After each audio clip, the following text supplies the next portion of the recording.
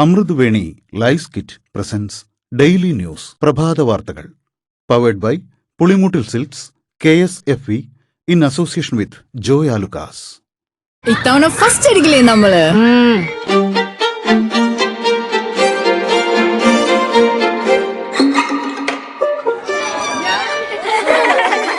കുട്ടികൾക്കൊക്കെ പെയിൻ ശല്യം ഉണ്ടാകും. അതുകൊണ്ട് ലൈസ് കിറ്റ് ഉപയോഗിച്ച് ക്ലാസ്സിൽ വരാൻ പ്രത്യേക ശ്രദ്ധിക്കണം. ലൈസ് കിറ്റ് ലൈസ് റിമൂവർ പെയിൻ ശല്യത്തിൽ നിന്നും ഉടനടി ആശ്വാസം.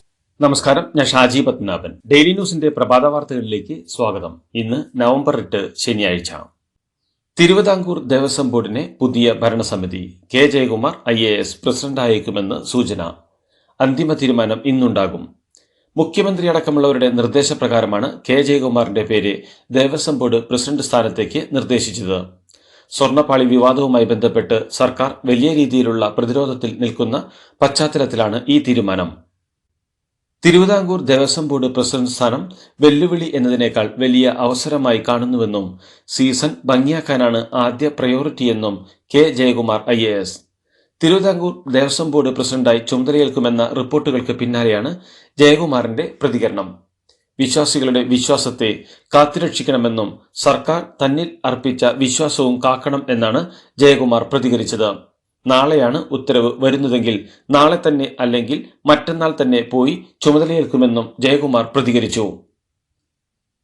തിരുവിതാംകൂർ ദേവസ്വം ബോർഡ് ഭരണസമിതിയെ മാറ്റാൻ തീരുമാനിച്ചിട്ടുണ്ടെന്ന് CPM സംസ്ഥാന സെക്രട്ടറി MV ഗോവിന്ദൻ. നിലവിലെ പ്രസിഡന്റ് PS പ്രശാന്ത് അടക്കമുള്ളവരെ മാറ്റുമെന്നും അദ്ദേഹം അറിയിച്ചു. പുതിയ പ്രസിഡന്റിനെ സർക്കാർ പ്രഖ്യാപിക്കുമെന്നും ഗോവിന്ദൻ വ്യക്തമാക്കി. ശബരിമല സ്വർണ്ണക്കൊള്ളക്കേസിൽ വ്യാഴാഴ്ച അറസ്റ്റിലായ മുൻ തിരുവാഭരണം കമ്മീഷണർ KS ബൈജുവിനെ റിമാൻഡ് ചെയ്തു. ശബരിമല കട്ടളപ്പാളി കേസിലെ 4ാം പ്രതിയാണ് KS ബൈജു. മുരാരി ബാബുവിനെ തിങ്കളാഴ്ച വരെ SIT കസ്റ്റഡിയിൽ വിട്ടിരിക്കുകയാണ്. D സുധീഷ് കുമാർ 12ാം തീയതി വരെ SIT കസ്റ്റഡിയിലാണുള്ളത്. പോറ്റി നവീകരിച്ച് തിരികെ എത്തിച്ച കട്ടളപ്പാളികൾ പരിശോധിച്ച് ഉറപ്പാക്കുന്നതിൽ വീഴ്ച വരുത്തിയെന്നാണ് റിമാൻഡ് റിപ്പോർട്ടിൽ പറയുന്നത്. ശബരിമല സ്വർണ്ണക്കൊള്ളയിൽ സമരം തുടരാൻ കോൺഗ്രസ് 12-ന് സെക്രട്ടേറിയറ്റിലേക്ക് മാർച്ച് നടത്തുമെന്ന് KPCC പ്രസിഡന്റ് സണ്ണി ജോസഫ് അറിയിച്ചു. ശബരിമല സ്വർണ്ണക്കവർച്ചയിൽ ഹൈക്കോടതിയുടെ നിരീക്ഷണം ഞെട്ടിക്കുന്നതാണെന്നും സണ്ണി ജോസഫ് പറഞ്ഞു. സംസ്ഥാനത്തെ തദ്ദേശ തെരഞ്ഞെടുപ്പിൽ മതാടിസ്ഥാനത്തിൽ സ്ഥാനാർത്ഥികളെ നിർത്താൻ BJP. മതം നോക്കി BJP സ്ഥാനാർത്ഥി പട്ടികയിൽ സംവരണം നൽകാനാണ് തീരുമാനം. ക്രിസ്ത്യൻ വിഭാഗത്തിൽ നിന്നുള്ളവരെ സ്ഥാനാർത്ഥികളാക്കാനാണ് BJP സർക്കുലറിൽ പറയുന്നത്. BJPയുടെ സർക്കുലറിനെ വിദ്യാഭ്യാസ മന്ത്രി V ശിവൻകുട്ടി രൂക്ഷമായി വിമർശിച്ചു. പരാജയ ഭീതിയിൽ BJP എന്തും ചെയ്യുമെന്നും എന്നാൽ കേരളത്തിൽ വലിയ വേരോട്ടം ഒരിക്കലും BJPക്ക് ഉണ്ടാവില്ല എന്നും വിഷയത്തിൽ പ്രതികരിച്ചുകൊണ്ട് ശിവൻകുട്ടി പറഞ്ഞു. സംസ്ഥാന സ്കൂൾ ശാസ്ത്രമേളയ്ക്ക് പാലക്കാട് തുടക്കം. മേളയുടെ ഔദ്യോഗിക ഉദ്ഘാടനം മന്ത്രി V ശിവൻകുട്ടി നിർവഹിച്ചു. 14 ജില്ലകളിൽ നിന്നായി 10,000-ഓളം ശാസ്ത്ര പ്രതിഭകളാണ് പങ്കെടുക്കുന്നത്. ശാസ്ത്രം, ഗണിതം, IT, പ്രവൃത്തി പരിചയം, സാമൂഹ്യശാസ്ത്രം, വൊക്കേഷണൽ വിഭാഗങ്ങളിലാണ് മത്സരങ്ങൾ. മന്ത്രിമാരായ V ശിവൻകുട്ടി, MP രാജേഷ് എന്നിവർക്കൊപ്പം പാലക്കാട് MLA രാഹുൽ മാങ്കൂട്ടത്തിലും ചടങ്ങിൽ പങ്കെടുത്തു. അടുത്ത വർഷം മുതൽ ശാസ്ത്രമേളയ്ക്ക് ഏറ്റവും കൂടുതൽ പോയിന്റ് വാങ്ങുന്ന ജില്ലയ്ക്ക് സ്വർണ്ണക്കപ്പ് നൽകുമെന്നും ശാസ്ത്രമേളയിൽ വിജയികൾക്ക് നൽകുന്ന ക്യാഷ് പ്രൈസ് ഉയർത്തുന്ന കാര്യം ആലോചിക്കുമെന്നും പൊതുവിദ്യാഭ്യാസ തൊഴിൽ വകുപ്പ് മന്ത്രി V ശിവൻകുട്ടി. പൊതുവിദ്യാഭ്യാസ വകുപ്പിന്റെ നേതൃത്വത്തിൽ 57ാമത് സംസ്ഥാന സ്കൂൾ ശാസ്ത്രോത്സവം Palakkad government Moyan girls higher secondary സ്കൂളിൽ ഉദ്ഘാടനം ചെയ്ത് സംസാരിക്കുകയായിരുന്നു മന്ത്രി. സംസ്ഥാന സ്കൂൾ കായികമേളയിൽ പ്രായത്തട്ടിപ്പ് നടന്നതായി പൊതുവിദ്യാഭ്യാസ വകുപ്പിന്റെ കണ്ടെത്തൽ. കായികമേളയിൽ മെഡൽ നേടിയ ഉത്തർപ്രദേശുകാരി ജ്യോതി ഉപാധ്യ പ്രായത്തട്ടിപ്പ് നടത്തിയതായാണ് കണ്ടെത്തൽ. സീനിയർ പെൺകുട്ടികളുടെ 100 മീറ്റർ, 200 മീറ്റർ മത്സരങ്ങളിൽ ജ്യോതി വെള്ളി മെഡൽ നേടിയിരുന്നു. ഈ ഇനങ്ങളിൽ 4ാം സ്ഥാനം നേടിയ മത്സരാർത്ഥികളാണ് നേരത്തെ സംഘാടകർക്ക് പരാതി നൽകിയത്. എറണാകുളം ബാംഗ്ലൂരു വന്ദേ ഭാരത് ട്രെയിനിന്റെ സമയക്രമം പുറത്തുവിട്ട് ദക്ഷിണ railway. Train number 266-51, 266-52 Vande Bharat ആഴ്ചയിൽ 6 ദിവസമാണ് സർവീസ് നടത്തുക. ബുധനാഴ്ച ഒഴികെ എല്ലാ ദിവസവും സർവീസ് ഉണ്ടാകും. നവംബർ 11 മുതലാണ് എറണാകുളം ജംഗ്ഷനിൽ നിന്ന് KSR ബാംഗ്ലൂരു സ്റ്റേഷനിലേക്കും തിരിച്ചും സർവീസ് നടത്തുക. കേരളത്തിലെ മുഴുവൻ തെരുവ് നായ്ക്കളെ മാറ്റുകയെന്നത് പ്രായോഗികമല്ലെന്ന് തദ്ദേശ സ്വയംഭരണ വകുപ്പ് മന്ത്രി MP രാജേഷ്. ABC ഷെൽട്ടർ തുടങ്ങുന്നതിനെതിരെ പോലും പ്രതിഷേധമാണെന്ന് പറഞ്ഞ മന്ത്രി പിന്നെ എങ്ങനെയാണ് തെരുവ് നായ്ക്കളെ മുഴുവൻ മാറ്റാൻ കഴിയുകയെന്നും ചോദിച്ചു. സുപ്രീം കോടതിയുടെ വിധി പകർപ്പ് കയ്യിൽ കിട്ടിയിട്ടില്ലെന്നും തെരുവ് നായ്ക്കളെ മുഴുവൻ മാറ്റണമെന്ന നിർദ്ദേശം വന്നാൽ അപ്പോൾ മറുപടി നൽകുമെന്നും അദ്ദേഹം പറഞ്ഞു.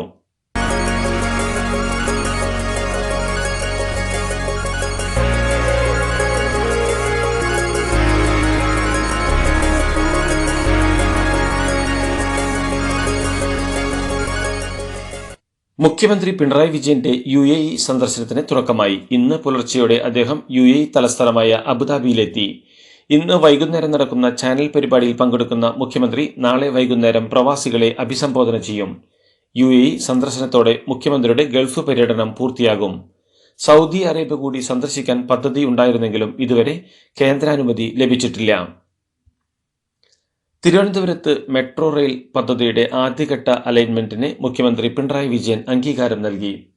ടെക്നോ പാർക്കിന്റെ 3 ഫേസുകൾ, വിമാനത്താവളം, Thampanoor bus stand, railway station, secretariat, medical college എന്നിവ ബന്ധിപ്പിക്കുന്ന ആദ്യഘട്ട അലൈൻമെന്റാണ് അംഗീകരിച്ചത്. പാപ്പനംകോട് നിന്ന് ആരംഭിച്ച് കിള്ളിപ്പാലം, പാളയം, ശ്രീകാര്യം, കഴക്കൂട്ടം, ടെക്നോ പാർക്ക്, കൊച്ചുവേളി, വിമാനത്താവളം വഴി ഈഞ്ചക്കലിൽ അവസാനിക്കും. 31 കിലോമീറ്റർ ദൈർഘ്യമുള്ള പാതയിൽ 27 സ്റ്റേഷനുകൾ ഉണ്ടായിരിക്കും. കൊച്ചി മെട്രോ റെയിൽ ലിമിറ്റഡ് മുഖേനയാണ് പദ്ധതി നടപ്പിലാക്കുക. ന്യൂയോർക്ക് മേയറായി തെരഞ്ഞെടുക്കപ്പെട്ട സൊഹ്റാൻ മംദാനിക്ക് തിരുവനന്തപുരം മേയർ ആര്യ രാജേന്ദ്രനും പ്രചോദനമായെന്ന് CPM സംസ്ഥാന സെക്രട്ടറി MV ഗോവിന്ദൻ. ഒരു ചെറുപ്പക്കാരൻ അല്ലെങ്കിൽ ഒരു ചെറുപ്പക്കാരി എന്നാണ് ന്യൂയോർക്കിന്റെ മേയറായി വരിക എന്ന് ആര്യ രാജേന്ദ്രൻ തെരഞ്ഞെടുക്കപ്പെട്ട വേളയിൽ മംദാനി എക്സിൽ കുറിച്ചിരുന്നുവെന്നും അന്നു മുതൽ അദ്ദേഹം ന്യൂയോർക്ക് മേയറാകാനുള്ള ശ്രമം ആരംഭിച്ചെന്നും ഗോവിന്ദൻ പറഞ്ഞു. രാജ്യം കണ്ട ഏറ്റവും വലിയ അഴിമതികൾ നടന്ന കോർപ്പറേഷനാണ് തിരുവനന്തപുരം നഗരസഭയെന്ന് BJP മുൻ സംസ്ഥാന അധ്യക്ഷൻ K. സുരേന്ദ്രൻ. തിരുവനന്തപുരത്തിന്റെ വികസനത്തിനായി കേന്ദ്രം ഭരിക്കുന്ന സർക്കാരിന്റെ പ്രതിനിധി തന്നെ മേയർ സ്ഥാനത്തേക്ക് വരണമെന്നും K. സുരേന്ദ്രൻ അഭിപ്രായപ്പെട്ടു. വിദ്യാഭ്യാസ വകുപ്പിന്റെ ചടങ്ങുകളിലും സ്കൂളുകളിലും പൊതുവായ സ്വാഗതഗാനം വേണമെന്നത് സംബന്ധിച്ചുള്ള ചർച്ചയ്ക്ക് തുടക്കമിട്ട് മന്ത്രി V. ശിവൻകുട്ടി. ജനാധിപത്യ, മതനിരപേക്ഷ, ശാസ്ത്രചിന്തയുള്ള ഭരണഘടനാ മൂല്യങ്ങൾ ഉയർത്തിപ്പിടിക്കുന്ന ഒന്നാകണം സ്വാഗതഗാനമെന്നും വിദ്യാഭ്യാസ മന്ത്രി പറഞ്ഞു. ഫേസ്ബുക്കിലൂടെയാണ് അദ്ദേഹത്തിന്റെ പ്രതികരണം. തദ്ദേശ തെരഞ്ഞെടുപ്പിന് മുന്നോടിയായി KPCC വർക്കിംഗ് പ്രസിഡന്റുമാർക്കും ഭാരവാഹികൾക്കും ചുമതലകൾ വീതിച്ചു നൽകി KPCC പ്രസിഡന്റ്. 3 മേഖലകൾ തിരിച്ചാണ് KPCC വർക്കിംഗ് പ്രസിഡന്റുമാർക്ക് ചുമതല നൽകിയത്. തിരുവനന്തപുരം മുതൽ കോട്ടയം വരെയുള്ള 5 ജില്ലകൾ ഉൾക്കൊള്ളുന്ന തെക്കൻ മേഖലയുടെ ചുമതല PC വിഷ്ണുനാഥിനാണ്. AP അനിൽകുമാറിനെ ഇടുക്കി മുതൽ മലപ്പുറം വരെയുള്ള 5 ജില്ലകളുള്ള മധ്യമേഖലയുടെ ചുമതല നൽകി. കോഴിക്കോട് മുതൽ കാസർഗോഡ് വരെയുള്ള വടക്കൻ മേഖലയുടെ ചുമതലയാണ് ഷാഫി പറമ്പലിനെ.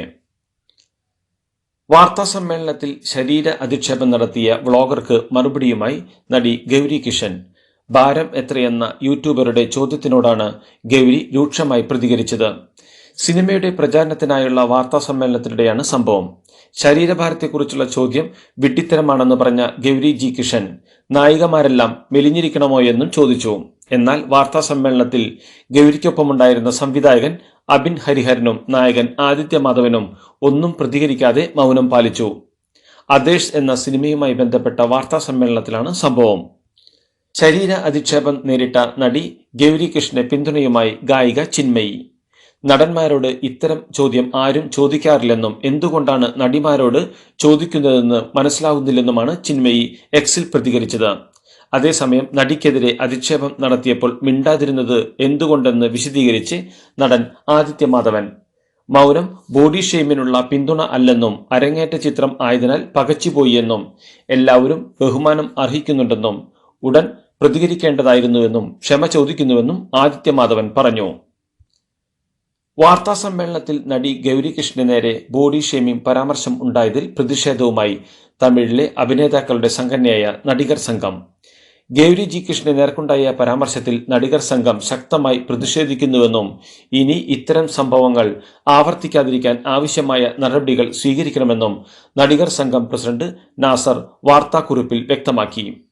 ഇന്നലെ ആ മോശം ചോദ്യം ഉയർത്തിയ അതേ ആൾ 10 വർഷം മുമ്പ് മറ്റൊരു നടിക്കെതിരെയും മോശം ചോദ്യം ചോദിച്ചിട്ടുണ്ടെന്നും ആർക്കും ഒരു യൂട്യൂബ് ചാനൽ തുടങ്ങി ഒരു മാധ്യമ പ്രവർത്തകന്റെ മേൽവിലാസത്തിൽ ഇത്തരം പരിപാടികൾക്ക് എത്താൻ കഴിയുന്ന കാലമാണിതെന്നും ഇത് മുന്നിൽ കണ്ട് ആവശ്യമായ നിയന്ത്രണങ്ങൾ ഏർപ്പെടുത്താനുള്ള ചർച്ചകൾ നടക്കണമെന്നും വാർത്താക്കുറിപ്പിൽ പറയുന്നു.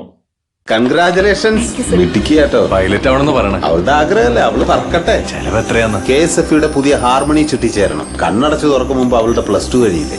കടം വാങ്ങാതെയും സ്ഥലം വിൽക്കാതെയും കുട്ടികളെ പഠിപ്പിക്കാം. KSFE ഹാർമണി ചിട്ടികൾ. KSFE ഹാർമണി ചിട്ടിയിൽ ചേരുന്ന 100 ഭാഗ്യശാലികൾക്ക് സിംഗപ്പൂർ യാത്ര സൗജന്യം. ബീഹാറിലെ റെക്കോർഡ് പോളിംഗിൽ രാഷ്ട്രീയ പാർട്ടികളിൽ അമ്പരപ്പെന്ന് റിപ്പോർട്ടുകൾ. ബീഹാർ നിയമസഭാ തെരഞ്ഞെടുപ്പിൽ പോളിംഗ് ശതമാനം ഉയർന്നത് NDA തരംഗത്തിന്റെ സൂചനയെന്ന് BJP വിലയിരുത്തി. സ്ത്രീകളുടെ വൻ പിന്തുണ NDAക്ക് കിട്ടിയെന്ന് ബീഹാറിലെ വനം, പരിസ്ഥിതി, സഹകരണ മന്ത്രി പ്രേംകുമാർ പറഞ്ഞു. രാഹുൽ ഗാന്ധിയുടെ വോട്ട് ചോരി ആരോപണം ജനം തള്ളിയെന്നും മുൻ പ്രതിപക്ഷ നേതാവ് കൂടിയായ പ്രേംകുമാർ കൂട്ടിച്ചേർത്തു. ബീഹാർ കാണാൻ പോകുന്നത് വലിയ മാറ്റമാണെന്ന് ജൻസുരാജ് നേതാവ് പ്രശാന്ത് കിഷോറും പ്രതികരിച്ചു. വോട്ട് മോഷ്ടിച്ചാണ് നരേന്ദ്രമോദി പ്രധാനമന്ത്രിയായതെന്ന് കോൺഗ്രസ് നേതാവ് രാഹുൽ ഗാന്ധി. തന്റെ പക്കൽ ധാരാളം തെളിവുകളുണ്ടെന്നും ഈ സത്യം ജൻസിക്ക് മുന്നിൽ തുറന്നുകാട്ടുമെന്നും അദ്ദേഹം മുന്നറിയിപ്പ് നൽകി. അതേസമയം നരേന്ദ്രന്റെയും നിതീഷിന്റെയും ട്രാക്ക് റെക്കോർഡിൽ ജനങ്ങൾ വിശ്വാസമർപ്പിച്ചതിന്റെ തെളിവാണ് ബീഹാർ നിയമസഭാ തെരഞ്ഞെടുപ്പിന്റെ ആദ്യഘട്ടത്തിലെ റെക്കോർഡ് പോളിംഗ് എന്ന് മോദി അവകാശപ്പെട്ടു. ബീഹാറിൽ എന്തുകൊണ്ട് തോറ്റു എന്ന് വിശദീകരിക്കാനുള്ള നെറ്റ് പ്രാക്ടീസിലാണ് പ്രതിപക്ഷമെന്നും മോദി കൂട്ടിച്ചേർത്തു. വന്ദേമാതരം ആലപിക്കില്ലെന്ന നിലപാടിൽ ഉറച്ച് സമാജ്വാദി പാർട്ടി MLA അബു അസീം അസ്മി. വന്ദേമാതരത്തിന് മതപരമായ അർത്ഥങ്ങളുണ്ടെന്ന് ചൂണ്ടിക്കാട്ടിയാണ് MLA ഗാനം ആലപിക്കില്ലെന്ന നിലപാട് സ്വീകരിച്ചത്. ഒക്ടോബർ 31 മുതൽ നവംബർ 7 വരെ എല്ലാ സ്കൂളുകളിലും വന്ദേമാതരത്തിന്റെ പൂർണ്ണരൂപം ആലപിക്കാൻ മഹാരാഷ്ട്ര സർക്കാർ നിർദ്ദേശം നൽകിയിരുന്നു. ഡൽഹി ഇന്ദിരാഗാന്ധി അന്താരാഷ്ട്ര വിമാനത്താവളത്തിലെ എയർ ട്രാഫിക് കൺട്രോൾ ഡാറ്റ കൈകാര്യം ചെയ്യുന്നതുമായി ബന്ധപ്പെട്ട ഓട്ടോമാറ്റിക് മെസ്സേജ് സ്വിച്ചിംഗ് സിസ്റ്റത്തിലെ സാങ്കേതിക തകരാർ പരിഹരിച്ചെന്ന് എയർപോർട്ട് അതോറിറ്റി ഓഫ് ഇന്ത്യയും സിസ്റ്റത്തിന്റെ പ്രവർത്തനം സാധാരണ നിലയിൽ ആയെന്ന് വ്യോമയാന മന്ത്രാലയവും അറിയിച്ചു. നവംബർ 6 മുതൽ ആരംഭിച്ച സാങ്കേതിക തകരാർ മൂലം ദില്ലി വിമാനത്താവളത്തിൽ വൈകിയത് 800 വിമാന സർവീസുകളാണ്. തദ്ദേശീയമായി വികസിപ്പിച്ച വിമാനവാഹിനി കപ്പൽ ഫ്യൂജിയാൻ സൈന്യത്തിന്റെ ഭാഗമാക്കി ചൈന. ഇതോടെ ചൈനയുടെ വിമാനവാഹിനികളുടെ എണ്ണം 3ആയി. ചൈനയുടെ ആദ്യ 2 കാരിയറുകളായ ലിയോണിംഗ്, ഷാൻഡോങ് എന്നിവ റഷ്യൻ നിർമ്മിതമാണ്. എന്നാൽ ഫ്യൂജിയാൻ ചൈന സ്വന്തമായി നിർമ്മിച്ചതാണ്. ഇന്തോനേഷ്യയിലെ നോർക്ക് ജക്കാർത്തയിലെ ഒരു സ്കൂൾ കോംപ്ലക്സിനുള്ളിലെ പള്ളിയിലുണ്ടായ ശക്തമായ സ്ഫോടനത്തിൽ സ്കൂൾ വിദ്യാർത്ഥികളും അധ്യാപകരും വിശ്വാസികളും ഉൾപ്പെടെ കുറഞ്ഞത് 54ഓളം പേർക്ക് പരിക്കേറ്റു. വെള്ളിയാഴ്ച ഉച്ചയ്ക്ക് ഖെലാപ ഗാഡിംഗ് പ്രദേശത്തെ നാവികസേനയുടെ വളപ്പിൽ ജുമ നമസ്കാരത്തിനിടെയാണ് സ്ഫോടനം ഉണ്ടായത്. വിശദാംശങ്ങൾ പോലീസ് ഇതുവരെ പരസ്യമായി സ്ഥിരീകരിച്ചിട്ടില്ല. പാകിസ്ഥാൻ രഹസ്യമായി ആണവായുധങ്ങൾ പരീക്ഷിക്കുന്നുവെന്ന US പ്രസിഡന്റ് ഡൊണാൾഡ് ട്രംപിന്റെ സമീപകാല പരാമർശത്തിൽ രൂക്ഷ വിമർശനവുമായി ഇന്ത്യ. രഹസ്യവും നിയമവിരുദ്ധവുമായ ആണവ പ്രവർത്തനങ്ങൾ പാക് ചരിത്രത്തിന്റെ ഭാഗമാണെന്ന് വിദേശകാര്യ മന്ത്രാലയ വക്താവ് രൺധീർ ജയ്സ്വാൾ പറഞ്ഞു. ചരിത്രത്തിലെ ഏറ്റവും ദൈർഘ്യമേറിയ അടച്ചുപൂട്ടലിലേക്ക് കടന്ന് അമേരിക്ക. ഗവൺമെന്റ് ഷട്ട്ഡൌൺ 38ാം ദിവസത്തിലേക്ക് കടന്നു. ഒക്ടോബർ 1 ഷട്ട്ഡൌൺ പ്രാബല്യത്തിൽ വന്നത്. സർക്കാർ ചിലവുകൾക്കായുള്ള ധന അനുമതി ബിൽ സെനറ്റിൽ പരാജയപ്പെട്ടതോടെയാണ് അമേരിക്ക അടച്ചുപൂട്ടലിലേക്ക് കടന്നത്. വ്യവസായ മേഖലയിലേക്ക് കാർഗോ വിമാനം ഇടിച്ചു കയറിയുണ്ടായ അപകടത്തിൽ മരിച്ചവരുടെ എണ്ണം 13ആയി. USന്റെ കാർഗോ വിമാനമാണ് കഴിഞ്ഞ ദിവസം അപകടത്തിൽപ്പെട്ടത്. അമേരിക്കയിലെ കെൻറ്റക്കിയിലെ ലൂയിസ്വില്ലെ മുഹമ്മദ് അലി അന്താരാഷ്ട്ര വിമാനത്താവളത്തിലായിരുന്നു കാർഗോ വിമാനം ടേക്ക് ഓഫിന് പിന്നാലെ തകർന്നത്. വിമാനത്തിലുണ്ടായിരുന്ന 3 ജീവനക്കാരും അപകടത്തിൽ കൊല്ലപ്പെട്ടിട്ടുണ്ട്. US താമസിക്കാൻ വിസയ്ക്ക് അപേക്ഷിക്കുന്ന വിദേശ പൗരന്മാർക്ക് പ്രമേഹം, അമിതവണ്ണം, ഹൃദ്രോഗം തുടങ്ങിയ ആരോഗ്യ പ്രശ്നങ്ങളുണ്ടെങ്കിൽ അപേക്ഷകൾ നിരസിക്കപ്പെട്ടേക്കാമെന്ന് റിപ്പോർട്ടുകൾ. ആരോഗ്യപരമായ കാരണങ്ങളാൽ വിസ അപേക്ഷകൾ നിരസിക്കാനുള്ള ട്രംപ് ഭരണകൂടത്തിന്റെ പുതിയ മാർഗനിർദ്ദേശങ്ങളാണ് ഇപ്പോൾ പുറത്തുവന്നിരിക്കുന്നത്. പുതിയ മാർഗനിർദ്ദേശങ്ങൾ സ്റ്റേറ്റ് ഡിപ്പാർട്ട്മെന്റാണ് പുറത്തിറക്കിയത്. ആരോഗ്യ പ്രശ്നങ്ങളുള്ളവർ പൊതുബാധ്യത ആവാൻ സാധ്യതയുണ്ടെന്നാണ് സ്റ്റേറ്റ് ഡിപ്പാർട്ട്മെന്റിന്റെ നിരീക്ഷണം. അമേരിക്കയിലെ മേരിലാൻഡിലുള്ള സൈനിക താവളമായ ജോയിന്റ് ബേസ് ആൻഡ്രൂസിൽ നിരവധി പേർക്ക് അസ്വാസ്ഥ്യം. ഇവിടെ ഡെലിവർ ചെയ്ത പെട്ടി തുറന്നതിന് പിന്നാലെ വെളുത്ത പൊടി അന്തരീക്ഷത്തിൽ പരന്നതോടെയാണ് സംഭവം. പിന്നാലെ ഇവിടെയുള്ള ഒരു കെട്ടിടം പൂർണ്ണമായി ഒഴിപ്പിച്ചു. സംഭവത്തിൽ അന്വേഷണം തുടങ്ങിയതായി സൈനിക താവളത്തിൽ നിന്ന് പുറത്തുവിട്ട അറിയിപ്പിൽ പറയുന്നു. വീണ്ടും ബാലിസ്റ്റിക് മിസൈൽ പരീക്ഷണവുമായി ഉത്തരകൊറിയ. ഉത്തരകൊറിയയുടെ വടക്ക് പടിഞ്ഞാറൻ മേഖലയിൽ നിന്ന് ഹ്രസ്വദൂര മിസൈലാണ് വിക്ഷേപിച്ചതെന്നും ഏകദേശം 700 കിലോമീറ്റർ സഞ്ചരിച്ചെന്നും ദക്ഷിണ കൊറിയൻ സൈന്യം വ്യക്തമാക്കി. ഉത്തരകൊറിയയുടെ മിസൈൽ പരീക്ഷണത്തെ അങ്ങേയറ്റം പൊറുക്കാനാവാത്തത് എന്ന് US വിശേഷിപ്പിച്ചു. ജർമ്മനിയും മിസൈൽ പരീക്ഷണത്തെ അപലപിച്ചു. അതേസമയം മിസൈൽ പരീക്ഷണത്തെ പിന്തുണച്ച് റഷ്യ രംഗത്തെത്തി. പരിക്കേറ്റ് പുറത്തായെങ്കിലും ഇന്ത്യൻ ഓപ്പണർ പ്രതിക റാവലിന് വനിതാ ലോകകപ്പ് ജേതാക്കൾക്കുള്ള മെഡൽ ലഭിച്ചു. ICC ചെയർമാൻ ജയ്ഷായുടെ ഇടപെടലിനെ തുടർന്നാണ് പ്രതികയ്ക്കും മെഡൽ ലഭിച്ചത്. നിയമപ്രകാരം ലോകകപ്പിനിടെ ഒരു താരം ടീമിൽ നിന്ന് പുറത്തായാൽ ആ താരത്തിന് വിജയികൾക്കുള്ള മെഡൽ ലഭിക്കില്ല. 15-അംഗ ടീമിനാണ് മെഡലുകൾ ലഭിക്കുക. 6 മത്സരങ്ങളിൽ നിന്ന് 308 റൺസുമായി തിളങ്ങിയ പ്രതിക ഇന്ത്യയുടെ റൺ വേട്ടക്കാരിൽ 2ാം സ്ഥാനത്താണ് ഉള്ളത്. 1 സെഞ്ചുറിയും അർദ്ധ സെഞ്ചുറിയും നേടിയ പ്രതികയുടെ ഇന്നിംഗ്സുകൾ സെമി ഫൈനൽ ഉറപ്പിക്കുന്നതിൽ ഇന്ത്യക്ക് നിർണായകമായിരുന്നു. ഈ സാഹചര്യത്തിലാണ് ജയ്ഷ ഇടപെട്ട് പ്രതികയ്ക്കും മെഡൽ ലഭ്യമാക്കിയത്. ഇതോടുകൂടി ഡെയിലി ന്യൂസിന് ഇന്നത്തെ പ്രഭാത വാർത്തകൾ സമാപിക്കുന്നു. ഡെയിലി ന്യൂസിനു വേണ്ടി വാർത്തകൾ വായിച്ചത് ഷാജി പത്മനാഭൻ. DailyNewsLive.in വാർത്തകൾ വിരൽ തുമ്പിൽ.